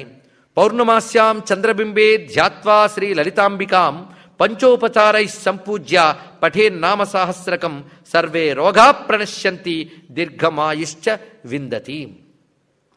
ముఖ్యంగా పూర్ణిమ నాడు చంద్రబింబంలో అమ్మవారిని ధ్యానం చేస్తూ కేవలం పంచోపచారములు చేసి సహస్రనామాన్ని పఠిస్తే అన్ని రోగాల నుండి బయటపడవచ్చు. ఇవి ప్రయోగాలండి. ఇంతవరకు ఫలశ్రుతులు చెప్పారు. ఇప్పుడు ఒక్కొక్క ప్రక్రియగా మనం ఒక్కొక్క ప్రయోజనం కోసం దీన్ని ఎలా వాడుకోవాలి, ఇలాంటి ప్రయోజనాలు కొన్ని ఇక్కడ చెప్పారు. ఇంకా తంత్రశాస్త్రాల్లో చాలా చాలా విశేషంగా లలితా సహస్రనామ ప్రయోగాలు ఉన్నాయి. శిష్టులైన వారు ఆ విధంగా చేసిన వారు ఉన్నారు. ఇందులో కొన్ని గుర్తులు తీసుకుని వాటికి ముందు వెనక శ్రీమాత్రే నమః అనే దాన్ని సంపుటితం చేస్తూ జపం చేసినట్లయితే కొన్ని కొన్ని ఫలితములు ఉంటాయి. ఇప్పటి వరకు సామాన్య ఫలములు చెప్పుకున్నాం. ఇప్పుడు ప్రక్రియలుగా ప్రయోగములుగా ఒక్కొక్క ప్రయోజనం కోసం ఎలా చేయాలి అనేది మళ్ళీ వివరణ ఉంటుంది. వాటిని మిగిలిన రోజుల్లో సందర్భానుగుణంగా తెలుసుకుందాం. ప్రస్తుతానికి ప్రధానమైన ఫలశ్రుతిని చెప్పుకున్నాం. ఈ విధంగా హయగ్రీవ స్వామి అగస్త్యుల వారికి చెప్తూ నామదృష్టితో లలితా సహస్ర నామాలను పఠించవద్దు అన్న వాక్యాన్ని మరొక్కసారి మనం అనుకుంటూ ఇందులో ప్రతిదీ కూడా మంత్రమే అనే భావనతో అనుసంధానం చేయాలి. ఒక్కొక్క నామం ఒక్కొక్క మంత్రంగా ఈ మంత్రములకు అర్థం చెప్పుకోవడమే ఒక పెద్ద ఉపాసనగా మనం భావిస్తూ ఒక అఖండముగా నిరాఘాటంగా అందరం ఈ సహస్రనామ స్తోత్ర భాష్యం వినే భాగ్యం అమ్మవారి పావనమైన కార్తీక మాసంలో కల్పించి పరమపావనమైన మార్గశీర్ష మాసం వరకు మనం కొనసాగిస్తూ మండల దీక్షగా చేయిస్తూ ఇందులో మనకి ఒక పూర్ణిమ 2 అమావాస్యలతో పాటు అమ్మవారి పర్వములు నవమి అష్టమి చతుర్దశి ఇవి కూడా వస్తున్నాయి. పంచపర్వాలు మనకి సుమారు 2 మార్లు 3 మార్లు పునరావృతం అవుతున్నాయి శుక్లపక్ష కృష్ణపక్షముల్లో. అలా విశేషంగా చేసుకోవాలి. ఒక ఉత్సవంగా చేద్దామనే కోరికతోనే దీన్ని చేయడం జరిగినది. ఇవాళ నుంచి మనందరం లలితోత్సవం చాలా విశేషంగా చేద్దాం. ఇక్కడ ఉన్న ఒక్కరు మరొక 10 మందినైనా ఉత్సవంలో పాల్గొనేలా చేయాలి. శ్రీమాత్రే నమః కోట్ల కొలది రావాలి. ఇంత ఎందుకు చెప్పుకుంటున్నామంటే కొద్ది నెలల క్రితం ఒక సిద్ధపురుషుడు చెప్పిన ఒక మాట మీతో పంచుకోవాలి. భారతదేశంలో అధార్మిక ఆసురీ శక్తులు చాలా విశేషంగా వ్యాపించి ఉన్నాయి. భండాసుర శక్తులు. వాటి నుంచి బయట పెట్టాలంటే ఏం చేయాలి? ఒక ఆయన జీవన్ముక్తుడైన ఒక మహాపురుషుడు నిరంతరం దేశక్షేమం కోసమని యజ్ఞయాగాలు చేయిస్తూ ఉన్నటువంటి ఒక ప్రసిద్ధ మహాపురుషులు ఉన్నారు. వారు స్వయంగా చెప్పినటువంటి ఒక విషయం ఇది. ఈ దేశం ఎలా బాగుపడుతుంది, ఈ ధర్మం ఎలా కాపాడబడుతుంది అని తపన పడుతున్నారు ఆయన. అలా తపన పడే వాళ్ళు చాలా తక్కువ మంది ఉండి కుంకుమార్చన కోటి ఉందంటే వచ్చి చేసేవాళ్ళు ఉంటారు. కానీ దేశం కోసం ఒక్క నామం చదువురా అన్నా చదివే వాళ్ళు లేరు. కానీ అలాంటి సిద్ధపురుషులు ఉన్నారు. అందుకే దేశం ఇంకా ఉన్నది. అలాంటి సిద్ధపురుషుడు ఒకరిని చూసే యోగం నాకు లభించింది. మా గురువు గారు ఆ సిద్ధపురుషులు ఆయన అన్న ఒక్క మాట ఇప్పటికీ మర్చిపోలేము. ఈ దేశం ఎలా బాగుపడుతుందని మహాలక్ష్మి ముందు ఆయన కన్నీరు ఖర్చు వెలికి రాగానే ఒక 9 ఏళ్ల నుంచి 12 ఏళ్ల లోపు వయస్సున్నటువంటి ఒక అమ్మాయి పట్టుపరికిని కట్టుకుని వెలిగిపోతూ అటువైపు వెళుతూ నీ ధర్మానికి నీ దేశానికి రాజేడు రా అని వెళ్ళిపోయిందిటండి ఆ తల్లి. అప్పటి నుంచి ఆయన చేసింది ఏమిటంటే మన ధర్మానికి ఒక పాలకుడు కావాలి. ఇప్పుడు ఎవరా పాలకులు? సామ్రాజ్య పట్టాభిషేకం చెయ్యాలి అనగానే ఇద్దరికీ ఆ శక్తి ఉన్నదండి. ఒకటి శివుని యొక్క శక్తిని మనం పట్టాభిషేకం చేయవలసింది తప్ప మరి ఏమీ లేదు. శివుని యొక్క శక్తి 2 రూపాలతో ఉంటుంది. పురుష రూపంలో రామచంద్రమూర్తి, స్త్రీ రూపంలో లలితాంబిక. వీళ్ళిద్దరే మళ్ళీ భారతదేశాన్ని సనాతన ధర్మాన్ని కాపాడగలరు. ఇద్దరే. అందుకు ఆ రామ వెంకటమూర్తికి నిత్యం తిరుమలలో సామ్రాజ్య పట్టాభిషేకం చేసేలా ఆయన ఆజ్ఞాపించారట. అప్పటి నుంచి గురుదేవుల ఆజ్ఞతో లలితా సామ్రాజ్య పట్టాభిషేకం జరగాలి. ఆ ఒక తపనుండెను. ఎక్కడ ఏది చెప్పినా మరొక రకంగా మారిపోతున్న ఈ రోజుల్లో ఎలాంటి చోటు చేస్తే బాగుంటుంది అంటే నిన్నని ఇక్కడ స్ఫురణకు వచ్చింది. కేవలం ప్రవచనమే చెప్పుకుంటూ ఇదివరకు ఇక్కడ ప్రవచన రూపంలోనే పట్టాభిషేకం చేసుకున్నాం. అలాగే ఇప్పుడు ప్రవచన రూపంలో చెప్పుకుందాం అనుకున్నాం. కానీ ఆత్మీయులు, అమ్మవారి భక్తులు, నిష్కల్మషమైన హృదయం కలిగినటువంటి వారు సహృదయులు హరిప్రసాద్ గారితో చెప్పగానే సంతోషంగా చేద్దానన్నా అన్నారు ఆయన. అందుకు ఒక పట్టాభిషేక దీక్షకు మనం వెళదాం. దానికి తగ్గట్టు అందరం కూడా కోట్లు సంపాదిద్దాం. కోట్లు అంటే శ్రీమాత్రే నమః కోట్లు, ఇంకేమీ అక్కర్లేదు. చేర్చండి, ఎన్ని కోట్లు చేరుస్తారో ఇక్కడ. ఇవాళ నుంచి అదే దీక్ష. అలాగే రేపటి నుంచే ఇక్కడ అమ్మవారికి విశేషార్చనలు జరుగుతున్నాయి. ప్రతి శుక్రవారం జరుగుతున్నట్టే రేపు ఇక్కడ సహస్రనామార్చన జరుగుతుంది. కానీ ఇప్పుడు విశేషించి మనం లలితా సహస్రనామ భాష్య ప్రవచన యజ్ఞ దీక్షితులుగా రేపు చేస్తున్నాం కనుక మరొక ప్రత్యేకత రేపు. దీనికి తోడు ఇక రాబోయే పంచపర్వాలు, ఈ పూజలు విశేషంగా చేద్దాం. ఇంకా ప్రణాళికలు ఏమిటి అనేది వారితో చర్చ చేసి చెప్పడం జరుగుతుంది. అందరూ ఉత్సాహంగా ఉత్సవంతో పాల్గొనడానికి సిద్ధమే కదా? ఎలా చెప్తారో చెప్పండి. అందుకు చెప్తున్న నేనే కాదు, వింటున్న మీరు చాలా దీక్షితులు. నాకు ఇంకా తెలుసు, చాలామంది పై ఊళ్ళ నుంచి వచ్చి 40 రోజుల కోసం దీక్షితులై అమ్మవారి ఉపాసకులు చాలామంది చాలా శ్రద్ధతో ఇక్కడ కూర్చుని ఉన్నారు. అలాంటి వారి యొక్క అనుగ్రహ ప్రసారం కూడా నా మీద పడి నేను సరిగ్గా చెప్పడానికి మరింత శక్తినిస్తుంది. కూర్చున్న చోటు అది. ఎందుకంటే మేము కూర్చున్నది అమ్మవారి ఒళ్ళో, గురువుగారి పాదాల దగ్గర, మహోపాసకుల ముందు. ఇంత పరిసరాల మధ్య కూర్చున్నాక ఇంకా అమ్మ పాలకి ఎవరు పలుకుతారు? అందుకు కేవలం సహస్రనామ స్తోత్రం పఠించి వెళ్ళిపోతానన్న నా చేత ఇన్ని పలికించిన అమ్మవారి పాదాలకు నమస్కారం చేసుకుంటే రేపటి రోజున మళ్ళీ సమావేశమై మనం రేపు ప్రథమనామంతో భాష్యం ప్రారంభించుకుందాం. సర్వం శ్రీ లలితాదేవత చరణారవిందార్పణమస్తు. స్వస్తి. శ్రీ శ్రీ శ్రీ లలితా మహాత్రిపుర సుందరి పరాభట్టారిక శ్రీమద్ రాజరాజేశ్వరి పరదేవతకి, శ్రీమద్ రాజరాజేశ్వరి పరదేవతకి, శ్రీమద్ రాజరాజేశ్వరి పరదేవతకి జై.